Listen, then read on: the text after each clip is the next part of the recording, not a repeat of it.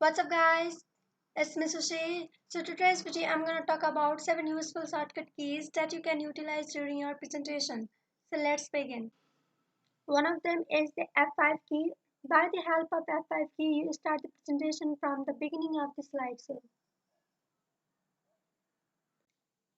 Another key is the Shift and F5 key. The Shift and the F5 key start the presentation from the current slide. Another useful key during the presentation is Spacebar.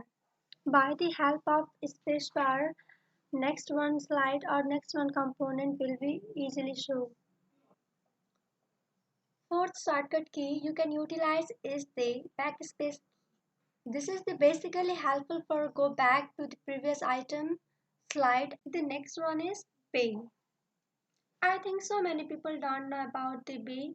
What are the role of B in the PowerPoint presentation? If you know that, please comment down below.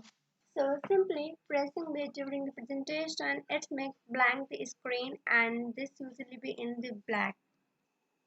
So sometimes during the presentation, it's come and difficult for the draw attention of the audience, and you simply blank the presentation and then talk about the point as you want to make and then come back by simply pressing any of the keys on the keyboard to unblank the screen. So that was the letter P.